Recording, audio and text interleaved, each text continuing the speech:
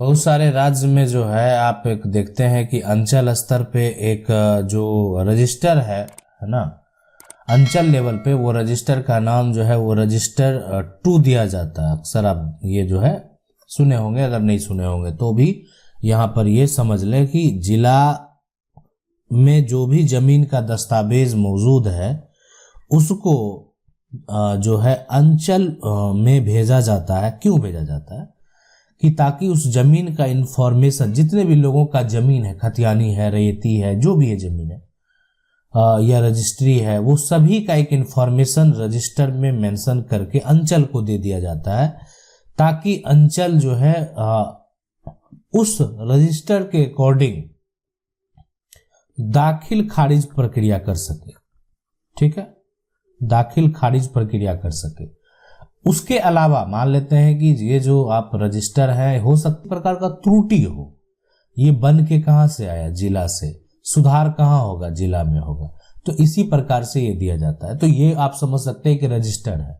हो सकता है कि आपके यहाँ जो है उसका नाम रजिस्टर ही हो, या दस्तावेज ही हो, या कोई फाइल हो, लेकिन बहुत जगह देखें कि आपको ये नाम जो सुनने को मिलेगा वो रजिस्टर 2 सुनने को मिलेगा। मतलब उसमें यही होता है कि आपके जमीन का सारा इंफॉर्मेशन मौजूद होता है।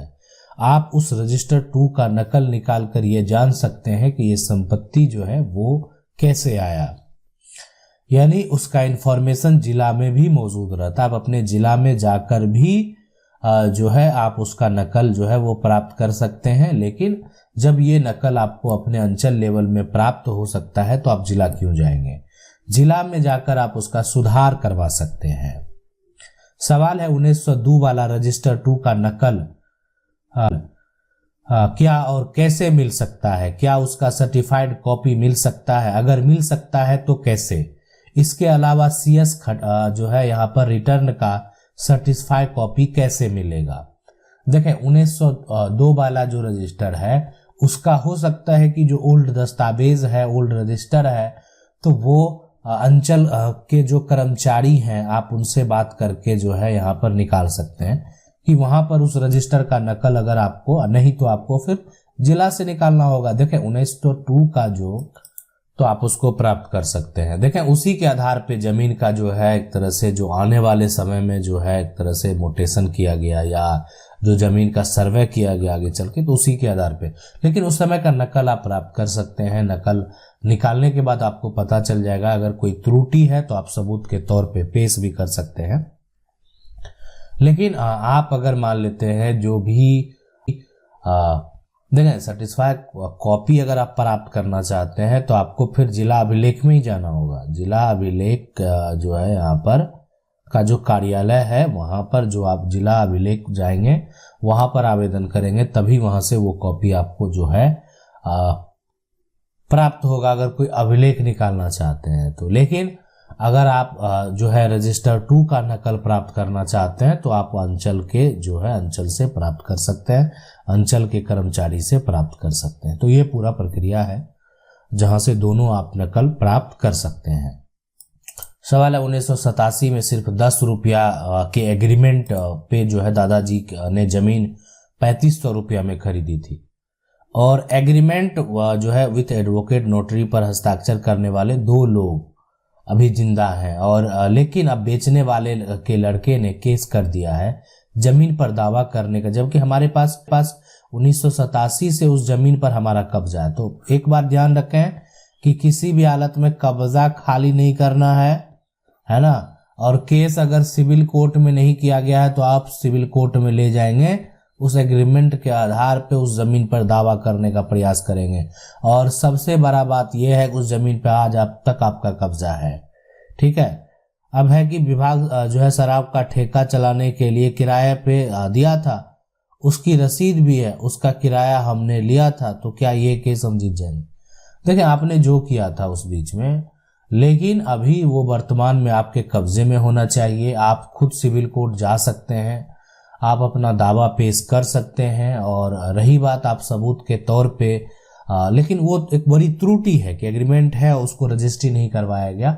लेकिन अगर वो जो 2 गवाह जो हस्ताक्षर किए वो जीवित हैं, वो आपके पक्ष में गवाही देंगे, तो आप जरूर केस जीत जाएंगे। 2017 में जमीन लिया था और उस जमीन पर बलपूर्वक दूसरा लोग ने जबरदस्ती से वहां पर घर, देखें अगर मान लेते जमीन को आप खरीदे हैं, ठीक है, और कोई बलपूर्वक काम करता है तो आप उस पे जो है एसडीएम कोर्ट में, एसडीओ के पास जो है, एसडीएम के पास आप आवेदन करके, है ना, आवेदन देकर जो है आप उसको रोक उस पे लगा दें, उस पे धारा 144 लगवा दें, ताकि एक तरह का स्टे हो गया। और उस जो बलपूर्वक ऐसा करता है ना, तो अगर उसके पास जमीन का कागजात तो मौजूद नहीं है जो ऐसा करता है, वो इसलिए कि जमीन का जब एक तरह से बिक्री, हाँ, लेकिन अगर वो व्यक्ति हिस्सेदार है, उसके पास भी कागजात है, यानी वो अगर ऐसा कर रहा है तो उसके पास उस जमीन का जो हक रखता है, और जो विक्रेता है कहीं ना कहीं उससे जो है त्रुटि हुई है, तब हो सकता है कि आपके पक्ष में फैसला ना भी हो।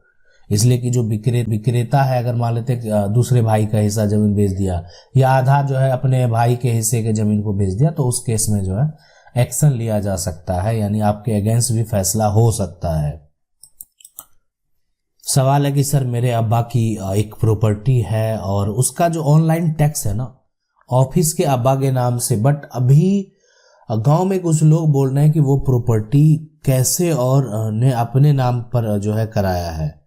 अब्बा 2 मंथ पहले तो अभी वो प्रॉपर्टी के लिए, है ना, पता तो अभी वो प्रॉपर्टी के लिए क्या करना चाहिए हम लोग, जो आप बताओ कुछ उसका बारे में। हाँ देखें, यहाँ पर जो है ना सबसे बड़ी बात है कि आपको पहला कार्य क्या करना है कि जो प्रॉपर्टी है उसका जो प्लॉट का नंबर है, उस नंबर से जो है आपको पता लगाना है। कहाँ लगाएंगे? लगाना है अपने अंचल में कि वो वर्तमान में जो है, वर्तमान में किसके नाम पर है, वर्तमान में किसके नाम पर है। अब है कि अगर कोई अन्य व्यक्ति के नाम से अगर वो हो चुका है आपके अब्बा नंबर, तो उसका अन्य व्यक्ति के नाम होने का मुख्य कारण क्या है। अब है कि आपको लगता है कि ये सारा कुछ जो फर्जी तरीके से किया गया, हो सकता है कोई बड़ी बात नहीं है, फर्जी कागजात के आधार पे किया गया, तो आप जिला के जो है ना, जिला के कलेक्टर हैं, जिला के जो एडीएम है, आप वहां पर आवेदन करेंगे, ठीक है, आप वहां पर आवेदन देंगे और साथ में फर्जी कागजात के आधार पर जो है मोटेशन करवाया गया, अपने नाम पर प्रॉपर्टी को करवाया गया, इसकी शिकायत करेंगे। उस व्यक्ति को नोटिस जाएगा, उस व्यक्ति को जो है वहां पर जो है जवाब देना पड़ेगा कि आखिर उन्होंने ऐसा क्यों किया, किस कारण से ये ऐसा किया, और फिर आपको किसी प्रकार की कोई परेशानी नहीं होगी। संपत्ति अगर गलत तरीके से मोटेशन कायम किया होगा तो उस तरह का मोटेशन को कैंसिल भी कर दिया जाएगा। सवाल है कि मेरे दादाजी के नाम से 2 एकड़ 21 डिसमिल जमीन है और मेरे पापा 3 भाई हैं। मेरे पापा के मर जाने के बाद मेरे माँ को जो है कोर्ट जो है ले गया, जमीन लिखवाने जो है ले गया कोर्ट से। 3 बार जो है यहाँ पर बार जो है कोर्ट ले गया जमीन लिखाने के लिए। क्या जमीन मेरा होगा? यानी जो है देखें, केवाला जो है वो टूट सकता है।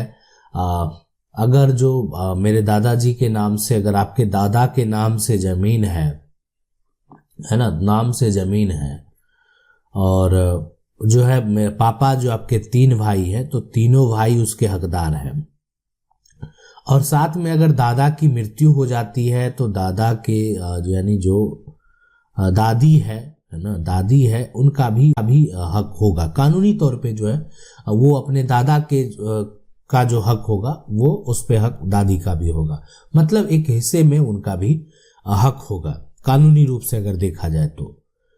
अब लेकिन जो आपकी संपत्ति है, ठीक है ना, अब इसमें मान लेते हैं कि किसी जो है पिता का जो कोई होंगे या उनके भाई होंगे, ये 3 बेटे हैं, ये सभी बेटे हैं, ये भी बेटे हैं, है ना।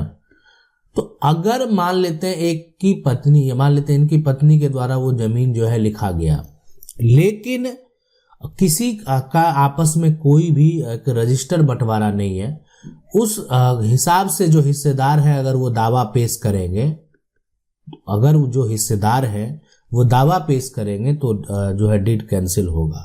इसीलिए कि कोई मान लेते हैं ये दावा करेगा कि मेरा हिस्सा को बेच दिया गया, मेरा हक जो है उसको बेच दिया गया।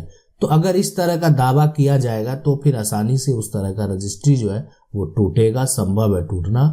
ठीक है, आशा करते हैं वीडियो अच्छा लगा होगा। वीडियो को लाइक जरूर कर दें। चैनल को पहली बार देख रहे हैं, सब्सक्राइब करके जो बेल आइकन है उसको जरूर दबा लें। मिलते हैं अगले वीडियो में।